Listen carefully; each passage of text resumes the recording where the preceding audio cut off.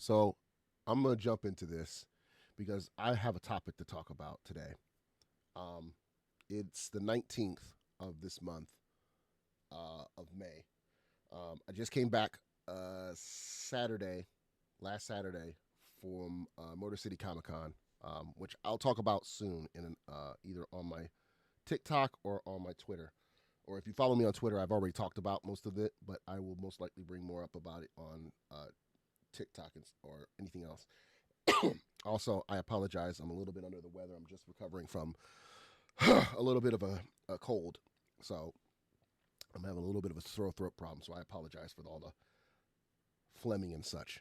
But I need to talk about something because it's astounding for me when it comes to something as simple as sense of it. So if you're watching this on the video on YouTube, you'll probably you'll understand some of the references and things that I'm going to talk about. But if you're not watching this on YouTube and you're just listening to the audio, I will try my best to describe on such of it. So I want to talk about Karrion Kross, aka Killer Kross, because I just watched a documentary that he did. Also, I finally have both Kross and Scarlet's figures from the WWE Elite Collection, which don't want to humble brag, but I'm happy about that. But I want to talk about Kross's documentary. He on his YouTube channel, he has a documentary he just released a while back called the Killer, and it's basically documenting his mind state between from the week of WrestleMania, from before his event at Josh Barnett's Bloodsport, which is a sport event that Josh Barnett put together. Former UFC wrestler turned UFC fighter turned wrestler, Josh Barnett, who he does this in conjunction with GCW, where he does a showcase where mixed martial artists, MMA fighters, professional wrestlers get to have matches with each other and showcase their abilities outside of just professional wrestling. Wrestlers like Timothy Thatcher, Zack Sabre Jr., Jonathan Grisham, Shayna Baszler, many others. I believe this is the second or third year for the first time for the few times that WWE has now crossed themselves into the threshold, because we all know WWE doesn't usually have moments where they'll let their wrestlers be independent contractors working with other events.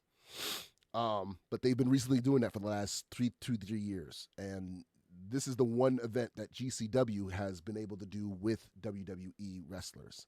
So this is the first time. This is one of the few events where WWE wrestlers get to fight in a match outside of WWE. I know Charlie Dempsey and Tavion Heights from NXT's New Quarter Catch crew on WWE.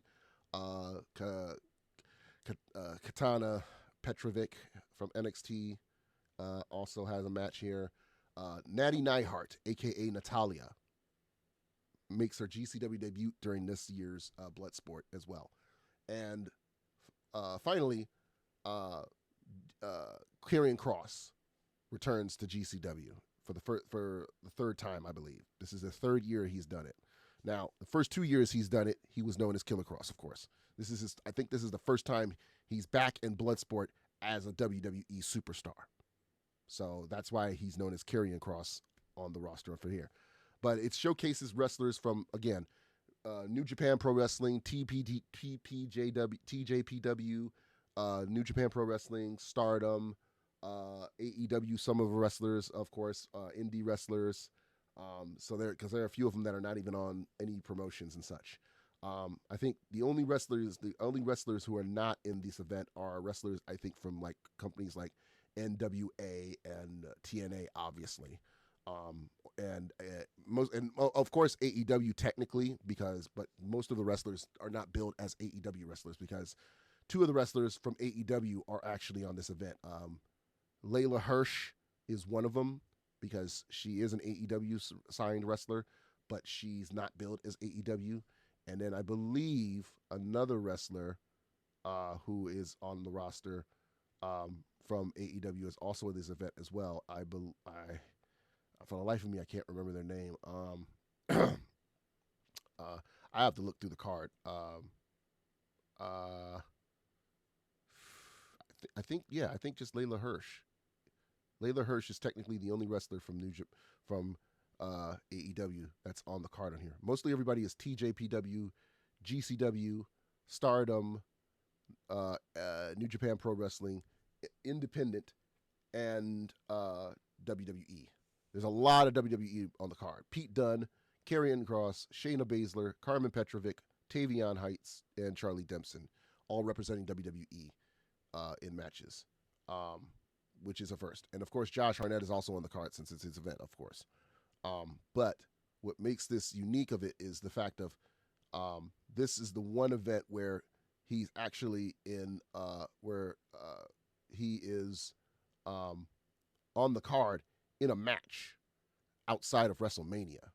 That's the shocker of this. It's the one event where he is on the card, but he's not in the sense of it. And his match was against Junior Kratos, who apparently is a well-established wrestler and MMA fighter, I believe. I don't know much about Kratos, but apparently from what Kross says, he's a bad big son of a bitch. So the documentary shows displays of Kross talking about him coming back home to Vegas.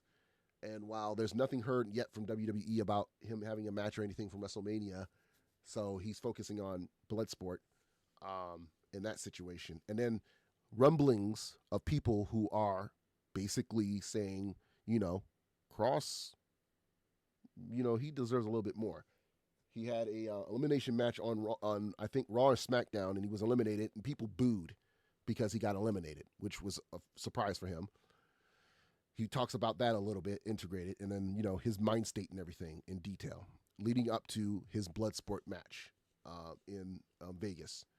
And then afterwards, it's the dissolution all the way to the Viral Pipebomb moment where Kross invades Sam Roberts' show, where he's doing a live stream show broadcasting of after WrestleMania. Kross and Scarlet invades it and talks about the fact of AJ Styles losing against Logan Paul's match on WrestleMania because he didn't do what Kross told him to, and then Kross being frustrated on the fact of him being in Vegas to promote WrestleMania and WWE, but yet not on the card. The fact of him busting his butt, doing everything Creative wanted him to do, him giving ideas to Creative, but they don't want to take it into account. Stuff that he had ideas for Scarlett and for himself. The creatives didn't want that. Him talking to Goldberg, who gave him advice, which he felt that was terrible advice to some extent. Him being fired, him being rehired, everything that happened on that situation of it, and, his frustration. And, the fact that he could have had that match with Randy Orton instead of Joe Hendry. And instead, WWE decided to go with that because it's a viral moment.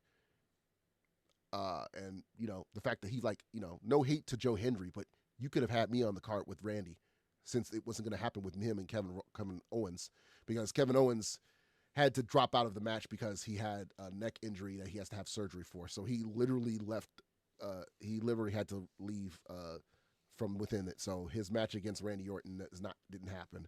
But Kross, that opportunity was right there, and y'all didn't want to do it. So he was showing his frustration. A lot of people say it was a work. A lot of people say it wasn't. It's hard to say.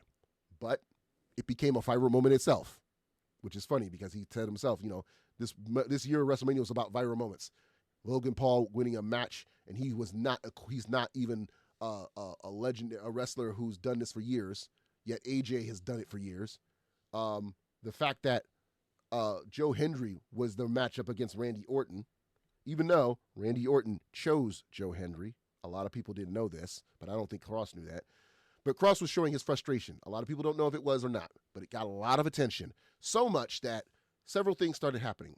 So 2 broadcastings of WWE's main event, which is a syndicated TV series for people who don't have cable or satellite or internet or streaming platforms to watch WWE matches. He had 2 matches, one with Dragon Lee and one with Tyler Bate within 2 weeks.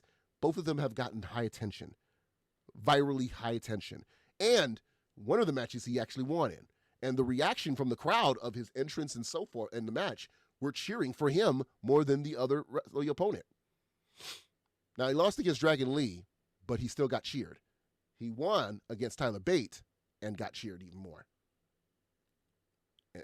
And his shirt, he has one shirt in the WWE shop, the highest selling shirt in the entire shop, sold out to the point they had to replenish. And many people reached out to WWE and to him to ask to have his shirt and merchandise available on stadium events, in live events at the merch shop. Kross responded in a video to stating, they heard you. They're going to start having my merch available to you buying in at the live shows. Never done before in years in wrestling. Never. All that within that happening after the documentary release, after the viral moment of him blowing up on Sam Roberts' show. And I want to talk about that because it's rare that you see that happen. The last time that something like that happened was CM Punk. Punk was the last person that had this situation happen, and he's getting a Punk moment right now these last few weeks. And I'm happy for that because I like Kross. I've said before, or if I haven't said before, Kross is my third favorite wrestler, right after Punk and Cody Rhodes. Punk is still first, but he's third after Cody. Only because I only know more of Cody and Punk than Kross. My introduction to Kross was in Impact Pro Wrestling when he associated with Austin Aries and Moose. Surprisingly, I started watching him once he was done from there and then started doing indie shows till he got to NXT. And then I became officially a fan of his through NXT. Watched him in the indies again when he got released and then watched him when he came back. Didn't like the gladiator angle and stuff a bit, but I love his cinematography. He's done a lot of that within his indie wrestling and his major wrestling. He does a lot of cinematography, and I love that about him. That's the one thing about him. He's a theatrical guy. The only closest person who's like that is Bray Wyatt, who he has immensely have a lot of respect for. He's even said it on Sam's Roberts show. He respects and appreciates so much with him. So, yeah. But I want to talk about the fact of something else that's also on the situation about it. But first, I want to bring up about still Kross again. The fact that wrestling legends like Sean Waltman, a.k.a. X-Pac, Diamond Dallas Page, and Kevin Nash all are highlighting the fact that Kross is a hell of a wrestler. He has everything. The whole package says something. The fact that people know his storytelling and what's him involved with every other wrestler is the reason why most of the wrestlers the way they are. Shinsuke Nakamura, Drew McIntyre, The New Day, Seth Rollins, all of them manipulated to the sense of it like puppets on a string, which is why it's funny because his shirt's literally the shows the puppets. The only two people who haven't been affected of it as of right now yet is AJ Styles and Sami Zayn yet. But all this situation leading to the fact of Kross being the one behind the whole situation, people are taking notice. People are saying push Kross. People are saying it now. It's now a Kross cult has now been a thing. When he was on Monday Night Raw, he literally was crawling out for the crowd about bad guys, and he got a response from that. It's very rare. In the same vein of wrestlers like Punk, like The Rock, like Stone Cold Steve Austin, hell, like Hollywood Hogan, whether we like him or not. It's the typical rooting for the bad guy. Now, there are wrestlers who are bad guys that we don't root for, people like The Miz, but then there are wrestlers who are bad guys who we cheer for. And Kross is now being in that same crosshairs.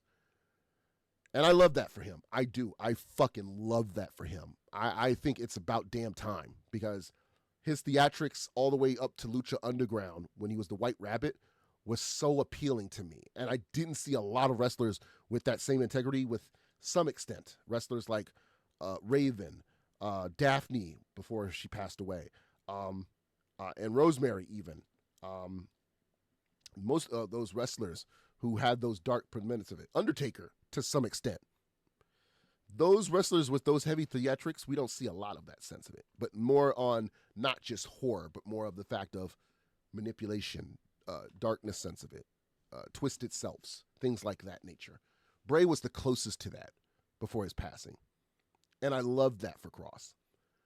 However, there is something else that I want to bring into the mix of it. And this is why I wanted to bring this into the podcast.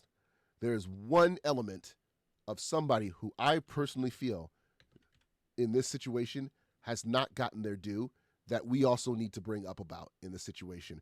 But it's obvious I have to bring it up about it. and that is Scarlet Bordeaux. Scarlet deserves better. Scarlet deserves so much better. I know she's happy for Kross. I love that she's happy for her man. I know she is. I love she's getting a lot of attention with her paranormal interest because she has a YouTube channel where she does ghost invasions with Shotzi Blackheart, which I love that too. I love her friendship with Shotzi. The paranormal investigation sort of things that she loves doing, like ghost hunters, stuff like that. She has a channel similar to that. I love that she does that. I love she gets attention for her musical talent. I love the fact of her fashion aesthetics. And she's a gorgeous woman. Let's be honest. Kross's wife is fucking hottie. Respectfully. However, people forget this woman is more than just a pretty face. I don't think WWE or anyone encapsulates realizing that this woman is a fucking wrestling herself. She is a fucking boss wrestler. And this is a repetitive situation because the last time this woman was looked at as eye candy in the midst of all this situation, regardless, despite the fact that she is, of course, a wrestling, she's supportive to her man, as well as part of the whole aesthetic with her and Kross together in this, in their wrestling, in wrestling. This woman deserves to have a match. This woman deserves to get a push as a solo wrestler. This woman deserves to have a moment where she comes out and Kross is coming out to support her and she has a match. Or does nobody remember the fact that this woman is a fucking wrestler? And that's why I'm bringing this shit up right now. I want Scarlet to get her flowers too. If you're going to do it for Kross, do it for Scarlet. Scarlet is more than just a pretty face. This woman is a badass in the fucking ring, and I'm so disappointing. I'm upset no one is talking about it. I have seen several videos on YouTube and on TikTok alone of influencers saying, Kross deserves a purse, Kross deserves a push, Kross deserves a push. And rightfully so. Rightfully so. But no one has said a fucking word about Scarlet Bordeaux. Why is that? Why can't you put his wife in the same pedestal? She is that king. Kross, that's the king, deserves the same amount as his queen. His queen Scarlet deserves just as much. See, my introduction with Scarlet was in the indies early on, before she came to Impact. And then I didn't realize she and Kross were married. And at one point, when she came to Impact, they made her like the Sable of Impact Wrestling. And when I say Sable, I'm not talking about her being wrestler. I'm saying she's the eyepiece, the eye candy. If she's out, she's only there to tease, flirt, and be devious. She's not out there to wrestle. She's not putting on a match. She's not going for a title opportunity. Her nickname was the Smoke Show. And I don't know if that's her surname or not, but she's known as the Smoke Show.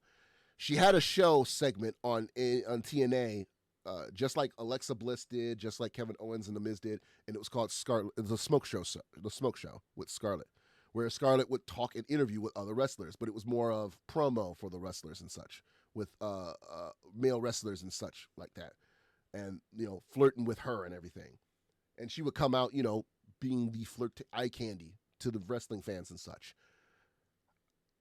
But there was not a lot of moments where she had to wrestle. There were very rare moments she got to wrestle. And I feel like they're putting her in that same box in WWE. And I'm saying, why? Why are you putting her in a box? Do you not know how good, talentedly this woman is as a fucking wrestler herself? Now, if it was because she, I'm not in the health right to wrestle, all respect to Miss Scarlet. All respect. But if not, and she's just sitting there while Kross is doing his thing, and she's not getting a title opportunity or even a solo match opportunity, why the fuck if she's not? And I know Kross himself would even agree with me on this situation. Yeah, if I'm getting the push, my wife should get the push too. There should be a story with my wife. Why isn't it? You see all these women in the roster doing everything they can in that sense of it. Liv Morgan, Nia Jax, Tiffany Stratton, Becky Lynch, Lyra Valkyria. And then you see like Bayley and Naomi and Jade Cargill. And yet Scarlett is right there for the picking. When Kross had his last WrestleMania moment in Philly, and it was with the New Testament versus the Pride, which was the Street Profits, Bobby Lashley, and B-Fab. You know where Scarlett was? Outside of the ring, where B-Fab was. Even though B-Fab was in wrestling gear, but she was not. Why is that? Why is that? You mean to tell me there was no reason Scarlett couldn't have her boots laced with B-Fab? B-Fab's making a name for herself right now in her solo wrestling because there's nobody left from the team that she was with. Bobby Lashley's gone. Street Profits are on their own. Adonis is on NXT. Swerve and AJ Francis are no longer with the company. AJ is indie, doing stuff at TNA at one point. Swerve is in AEW, making the name who he is. So B-Fab's doing her own thing. Right now, she's associating with Mia Yim for Lord knows how long. But she's making a name for herself, building herself as a wrestler. Why can y'all not give the same appreciation to Miss Scarlett? Now, here's one speculated reason I feel that they're doing this. And I don't know if it's because, and I feel like I don't know if they know about it or not. At one moment, there was a moment during the Indies, Scarlett had a match. And unfortunately, it was an indie match. At one point in the match, she was behind on the gates, leaning on the gates from recovering from an injury, from an attack. And a wrestling fan pervertedly groped her on her chest area. Inappropriately, on camera. Her face of horror, you could see on her face when that happened. Many wrestlers reacted to this, saying, leave her alone. Y'all need to stop doing that. Stop invading wrestling spaces. The response is exactly what it was. At the same time, I feel like that was the reason why WWE doesn't want to push her into a wrestling spot. And now here's the other thing. You know, in the wrestling world, when WWE, most of the wrestlers they sign has had experience with WWE, even as jobbers. Kross did as well. So did Scarlett. You don't know what Scarlett's first gig was of it? And this is the crazy part. So when Scarlett first came to WWE, when she first worked for WWE, it was actually in a jobber match. And you know who her jobber match was against? I'll even show you in the photo when of her, the first match that I found out about her in.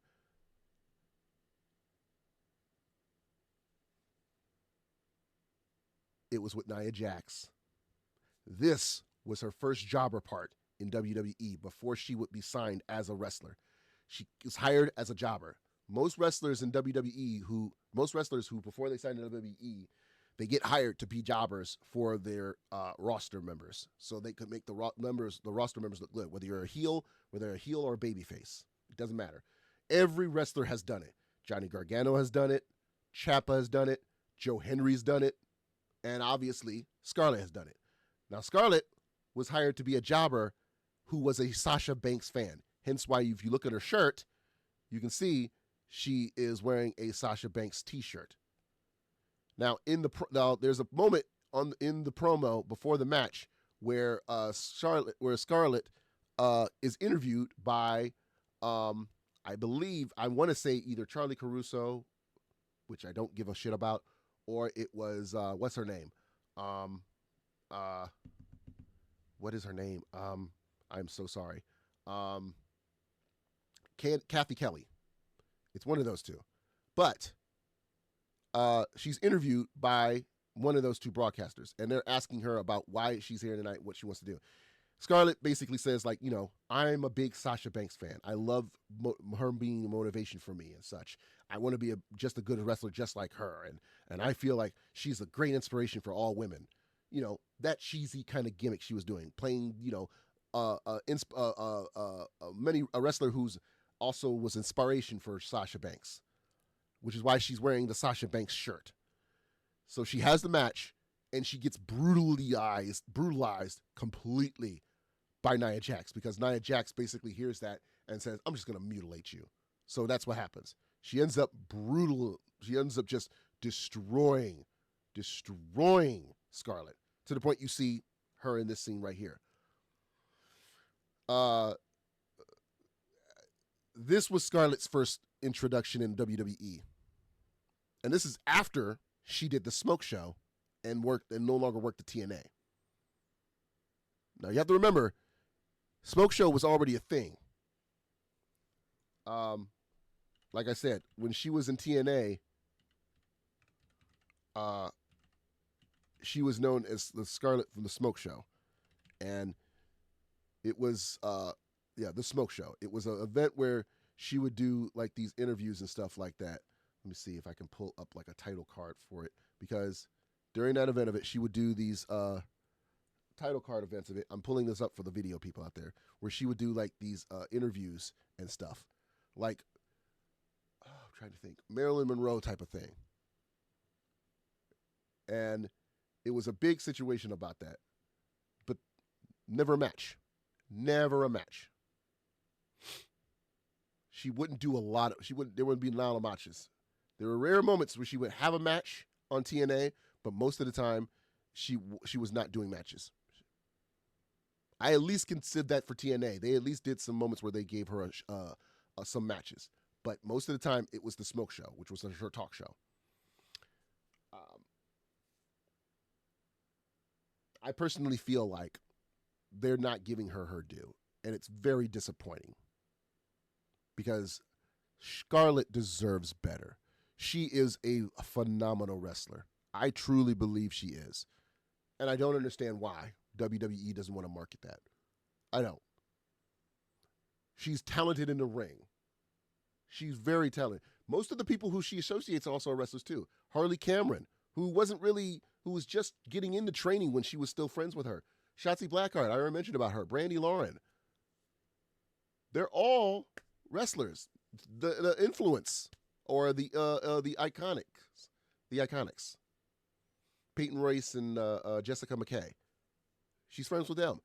They all wrestle. Why has Scarlett not gotten a match? What is it about her to not get a Money in the Bank opportunity? What is it about her that doesn't say, oh, I can wrestle? I'm not just a pretty face of sensuality. See, this is what's wrong with WWE's women division. It's wrong with this. And it's been this way even before Charlotte Flair was winning the Royal Rumble. This is a problem, because WWE doesn't want to do this in a situation. This is why people who are anti-WWE really don't see them as a good competition compared to it. Wrestling fans like Queen of the Ring and Weezy Blonde, who also retort this same statement. I guarantee you, most of the women in the wrestling community would 100% agree with me on that if they knew about Scarlett as much as I did. Scarlett has held titles. She has held titles. And yet nobody wants to give her recognition. Like, it shocks me the fact that this woman has a career field in her career of it, and yet has held titles. I'm like, it shocks me. It really does. She held the Dramatic Team's DDT Ironman Heavy Metalweight Championship. She held the East Coast Wrestling Association's Women's Championship. She was the MCW Rage Television Champion. She was ranked 89 in the 2019 Pro Wrestling Illustrated's Top 100 Females. And yet this woman doesn't deserve a title match? It shocks me. It really does. And I really don't understand about it, because she had even a tryout during the Performance Center. She got hired at the same time Scarlett did. I mean, Shotzi did. So why have she not been given a match? It makes no sense. It makes no sense. WWE, if you're even watching or listening to this, you need to put Scarlett in a match. You need to put her up there with a title opportunity. She is more than just a beautiful person that stands next to her man's side in his matches. She is more than that. You can do that. You did it with every other female who has married to a wrestler in the WWE. You did it with Maurice and Miz. You did it when John and Nikki was married. You did it with Carmella, despite Corey Graves doing commentary.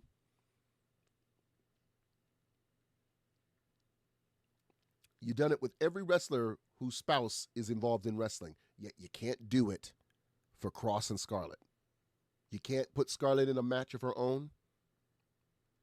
I don't understand. It's the one situation that crosses me. Again, I am not trying to take away from what Kross is getting right now in his push. I am not. But let's call a spade a spade.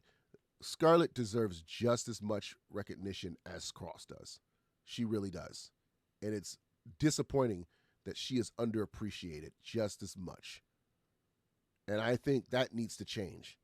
That needs to change in the WWE immediately, because I feel she is a lot more than that.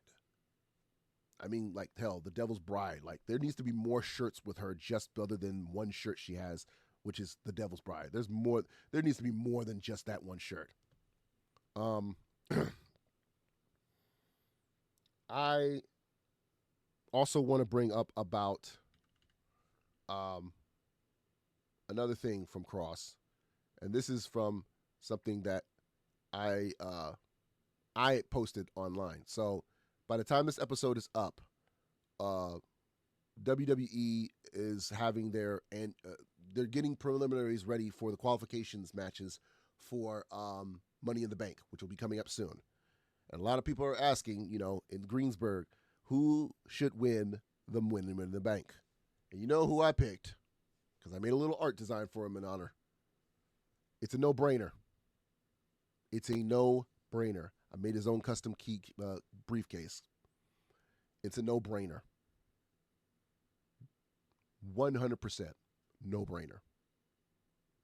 Not Drew McIntyre, not El Grande Americano or Chad Gable, not Damian Priest, no hate on him, not Finn Balor, none of them. And unfortunately, not Punk or Seth Rollins or Braun Breaker. This man is the only winning person. It is unanimously obvious this man should win the Money in the Bank. Now, the briefcase may not be I have a design briefcase that's on my screen that I made a little bit of it with his logos and such. But it would be cool if they made it look like this, but I assure you it probably won't. But I would probably make something like this myself. I could pull it off. It will take a little detail, but it is possible. I will say,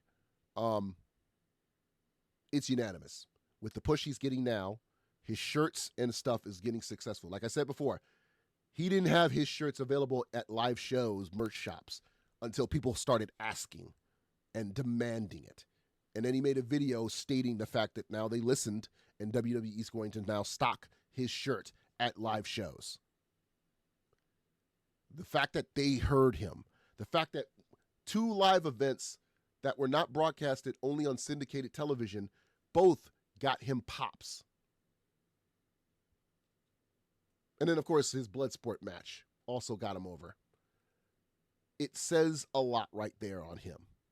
But I would not be remiss if I didn't say, again, Scarlett also deserves it too. Both of them did. That's what I'm pretty much saying. Both of them deserve it. Both of them. And that's really what it comes down to. Now, if Scarlett becomes the adversary for either Charlotte Flair or Alexa Bliss or Liv Morgan, I have no problem with any of those.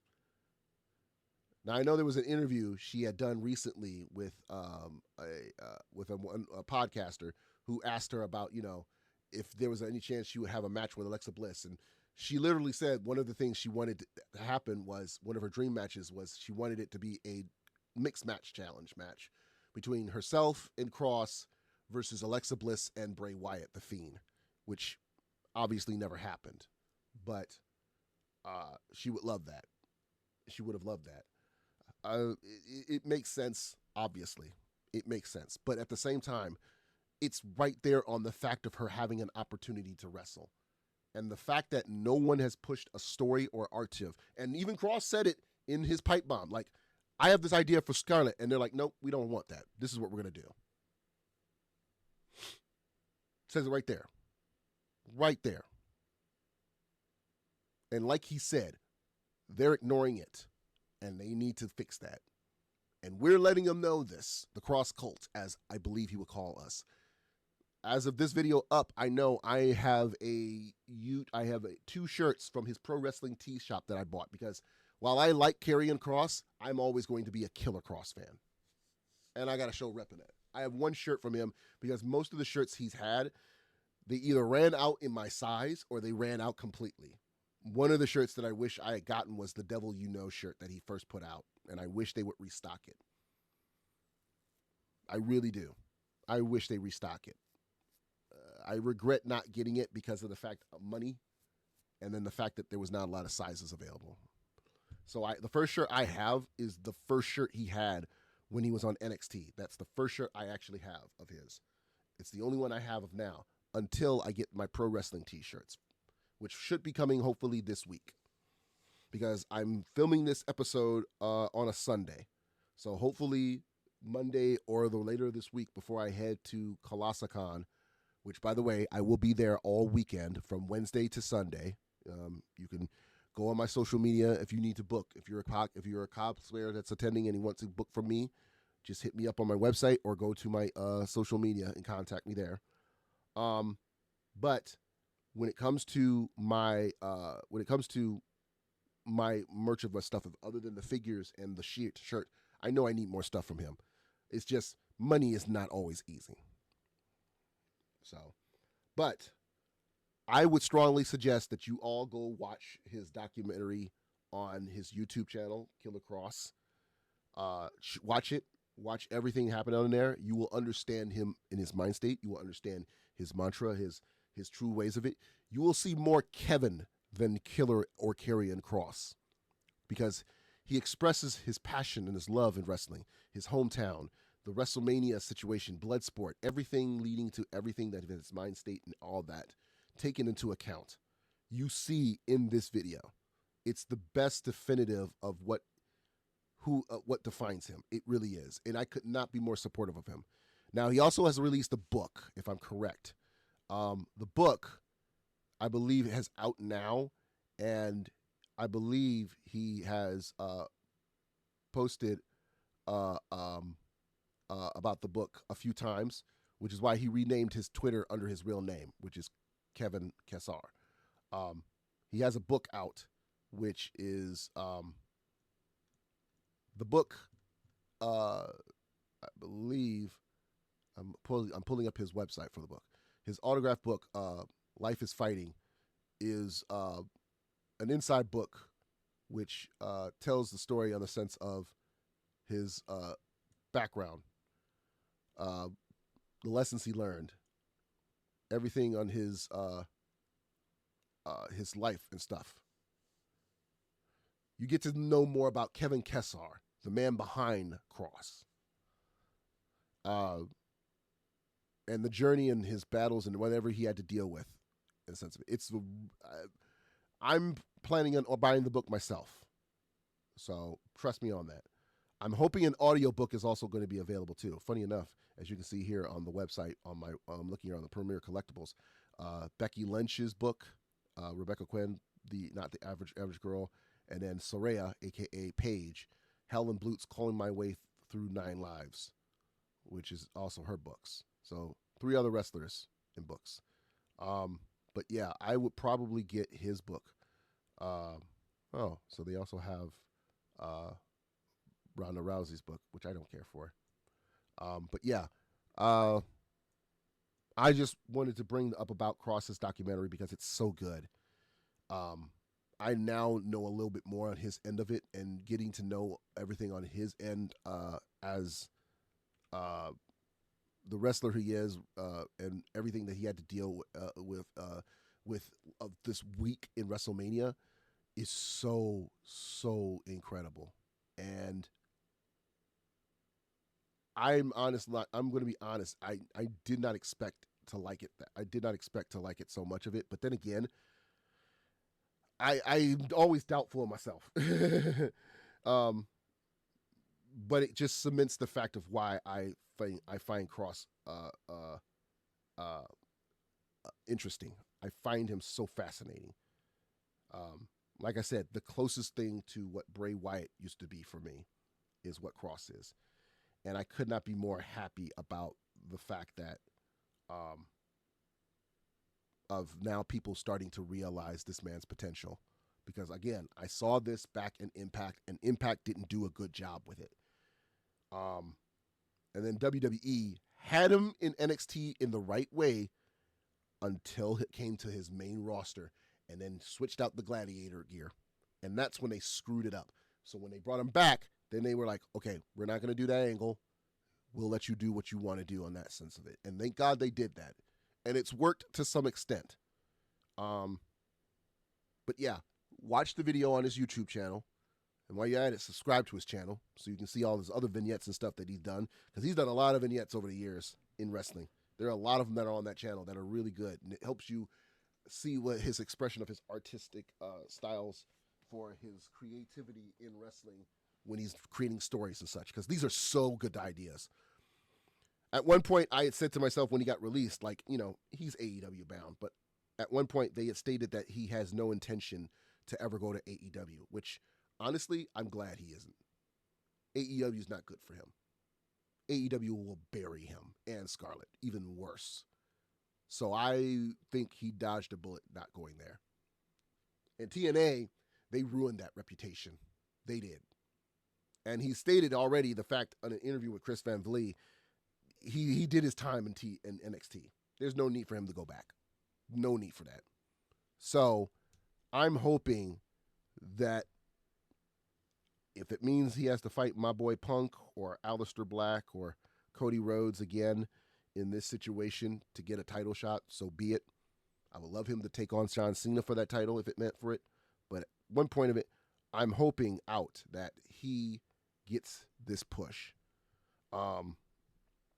But at the same time, if it means he runs against people like Seth Rollins, I would love for that. I would love for that to be with him on that situation with Rollins or Braun Breaker. Honestly, like if they give him the dark babyface push, which is the same thing they did with The Rock and Stone Cold, that would be awesome. But if it means I got to root for the bad guy, so be it. Also, the fact that I like to brag about the fact that he also follows me on Twitter, so he pays attention to what I talk about. So I'm glad for that. But I'm hoping to meet him someday. I really do. I hope there's a moment where I get to meet him at a WWE show and I get to tell him how much I appreciate him for that. Or even talk to him in an interview. Future podcast episode, maybe. Would love that. Him, Selena Vega, Aleister Black, Cody Rhodes, Punk. So many people in wrestling I would love to work with. Many. But y'all going to have to help me on that if it came to that point of it. I'm not Wheezy. I'm not Muscleman Malcolm. I'm not Demon Diva at New York City. I'm not Denise Salcaso. I'm not Santa Yap. I'm nothing like these others influencers in the wrestling world. I'm just a guy who likes wrestling. I'm just an old kid, nerd on the spectrum who likes professional wrestling. And I don't pick sides on promotions as much as many of my influencing friends do. Shout out to Light Skin Gaijin, Queen of the Ring. Shout out to Wrestling for Chris. Shout out to my friend Scotty Wrestling. Shout out to Heel Kevin. Big ups to Heel Kevin. Wheezy, obviously, again. Queen of the Ring, obviously, again. Shout out to Xenia Dunnat. Every single one of them I've